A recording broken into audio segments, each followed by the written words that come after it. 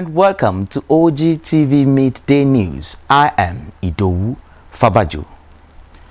Judicial authorities have been charged to ensure they bring their searchlight into the activities of criminals and hoodlums found involving in serial killings and genocide as their inferiors activities against humanity. This forms part of the message from the Rule of Law, Equality and Non-Discrimination Branch of the United Nations Human Rights Office as member nations celebrate the year 2016 International Criminal Justice Day. Peter Falomo completes the story.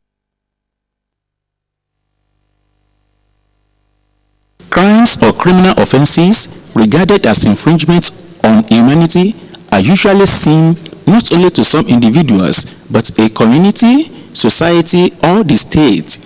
Such nefarious acts are forbidden societal behaviors and punishable by criminal laws as stipulated by the authority of the land.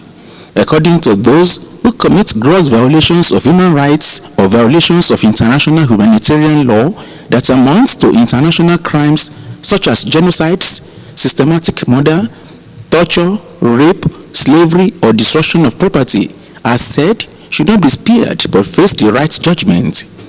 In Nigeria, some legal practitioners speak on the nation's judicial position against crimes and serial killings. Justice must not be two ways, in the sense that one for the poor, one for the rich. We should ensure that there's justice for all, even if the heavens falls. But for me, immunity should not even be existing. The law interpreters further speak on necessary backup from United Nations International Criminal Court (ICC) to judicial systems of member nations on their adjudication against undue interference from powers that be. There are a lot of legislation that are in place right now, but they can be strengthened and improved and implemented to the letter. It should also help the local judiciary. They say judiciary is the last hope of a common man, and if the judiciary is being battered or raped, the whole system is in trouble. What then should be done for victims who are directly or indirectly affected in such crimes? Some people say there should be measures to bring succor to them. Yeah, so I just think restitution, reparative measures should be taken. We should find a way of settling, making the people affected by crimes, find a way of giving them justice. The best that can be done for them is just monetary compensation. That's the best but for people that are still alive but are now kind of disabled, it's still monetary compensation that they can do for them, and make sure that whoever did it to them is brought to justice. Fundamentally, this means that criminal justice delivery system all over the world must have the capacity to conduct trials of alleged perpetrators in accordance with international human rights standards. Peter Falomo, OGTV News. All political parties wishing to participate in the October 8 local government and local council development areas are to conduct their primaries to be observed by Ogun State Independent Electoral Commission, OGSEC, between 12th and 27th of July 2016.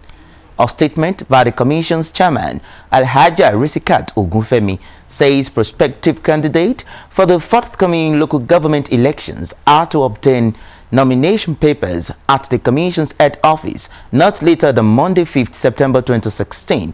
Collection of personal data forms for candidates by parties hold from Thursday 28th till Monday 1st August. While such forms are to be submitted between 2nd August and 5th August. The screening of councillorship candidates will commence from 8th August till 12th August, while that of chairmanship candidates is scheduled to begin on Tuesday 16th August and end on Friday 19th August. On Wednesday 24th August, lists of screened and cleared candidates will be published on Wednesday 24th August 2016. Electioneering campaign ends at midnight on Thursday 6th October in consonance with Section 10, Subsection 1 of the Ogun State Independent Electoral Commission Law 2007 as amended. The elections will be conducted in 20 local government and 37 local council development areas on Saturday, 8 October 2016, between 8 a.m. and 3 p.m. The OGSEC chairman urged stakeholders in the election to give their support and cooperation to the commission so as to organize and conduct a free, fair and credible election in Ogun State. The Ogun State Independent Electoral Commission is to hold a one-day stakeholders workshop on the conduct of credible, free and fair 2016 local government elections in Ogun State.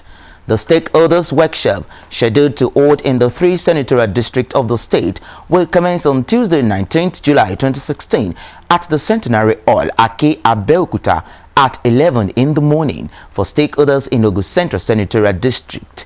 In Ogun East Senatorial District, stakeholders will converge on Ijebu Club, Ijebu on Wednesday, 28th July 2016, also at 11 in the morning for the workshop. The stakeholders workshop in Ogun West Senatorial District is scheduled for Thursday, July 21st at the Multipurpose Hall, Empire Road, Ilaro, at 11 in the morning.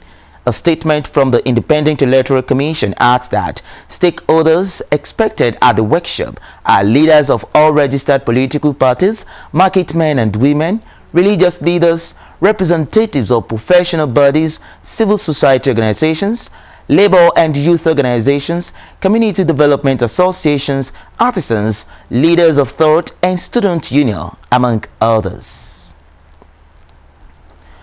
Ogun State Ministry of Education, Science and Technology has announced the commencement of the 2016 Basic Education Certificate examination in all public and private junior secondary school from Monday 18th to Friday 22nd July 2016.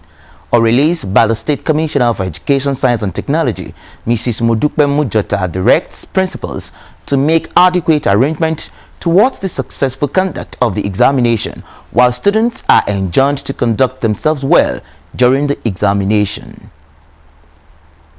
The release assures that the ministry has put in place necessary machinery towards each free conduct of the examination. In the same vein, the Ministry of Education, Science and Technology has announced the commencement of the 2015-2016 third-term unified examination from Monday 18th to Tuesday 26th July 2016, or released by the State Commissioner for Education, Science and Technology, Mrs. Modupe Mujota, directs principals to make adequate arrangements towards the successful conduct of the examination, while students are enjoined to conduct themselves well during the examination.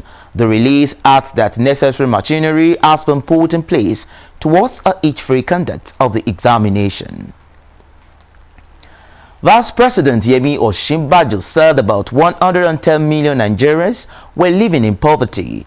He said 2/10 of that figure were in extreme poverty. As of January 1, 2016, the population of Nigeria was estimated at 184,635 million. Osinbajo spoke at an event hosted by the President of Ghana, Mr. John Mahama, on Africa and sustainable development goals on those sidelines at the African Union meeting in Kigali, Rwanda.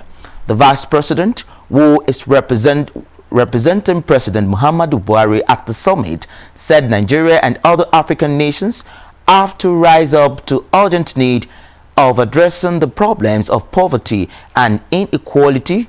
He said Nigeria's current budget cycle has the largest social protection program in the history of the country, adding that it is a 500 billion program worth over 2.5 billion as at the time budget was signed. Osinbajo explained that the microcredit loan to women is to make sure that they handle money better and do a much better work on the whole. He explained that in the case of conditional cash transfer, the government is also targeting the women. He, however, admitted that the government had difficulty identifying the poor who would benefit from the program. He said some international organizations came to the aid of the government. Non-oil revenue sources came under spotlight at the revenue retreat in Kano as government affirms all funds lost to non-compliance with tax laws will be brought into the Federation account. The drive is aimed at addressing the shortfall in revenue, which has over time been dominated by crude oil, since that has been bloated in the global market. Though as the most stable source of government revenue for economic development in Nigeria, the underperformance of this public financial tool has been attributed to the slow pace of growth. Nigeria's infrastructure stock is estimated to be around 17 to 25%, is grossly inadequate to drive fast growth to combat the negative trend in the nation's economy. Those problems is further compounded by the slowed performance of the oil and gas sector, which has been mainstay of the economy, contributing over 70% of government revenue. Minister of Finance Kemi Adeosun says it is necessary to widen the tax net through innovative means, maintaining that the revenue focus would not bother Nigerians. The challenge now is, can we do it at federal level? And I believe for the interests of Nigeria, we have no choice. We must sit down in these sessions today, ask questions, participate, make suggestions, engage. There is nothing like all correct when it comes to revenue. 5 sectors of the economy have been identified to be the most chronic of the falters in tax payment and remittance. They include telecommunications, aviation, multinationals, financial institution, and power. Experts say collection of revenue from those sectors must be improved. 2-3 years back, the whole idea that we should bring everybody up to the current year. Expand the productive base of the economy would require deliberate policies and actions geared towards diversification. They will not only increase the level of productive activities and the revenue streams to government, but also act as sources of foreign exchange and catalysts for employment.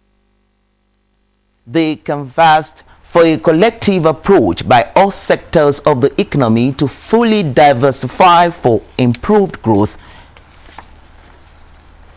The Police Service Commission has approved the promotion of 18 commissioners of police to Assistant Inspectors General of Police.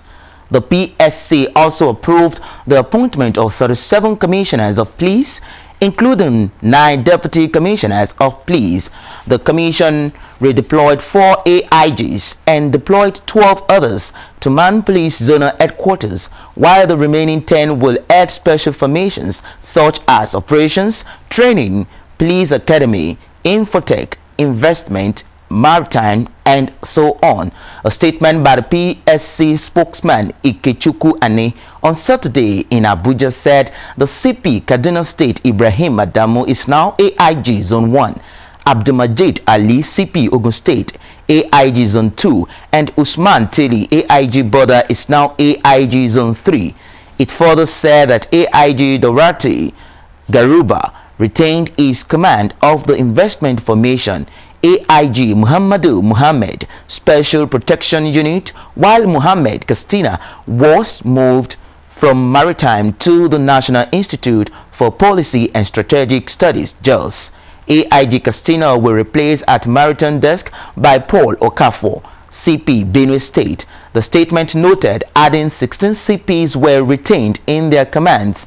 The statement said the PSC chairman, Mike Okiro, a retired Inspector General of Police, stated that the promotions and posting were in line with the Commission's resolve to reposition the Nigerian police force for better performance. And before we go on the news, infrastructure are the benefit of all. Let us all ensure we guard them jealously. And that was OGTV Midday News. I am Idowu Fabajo. Good afternoon.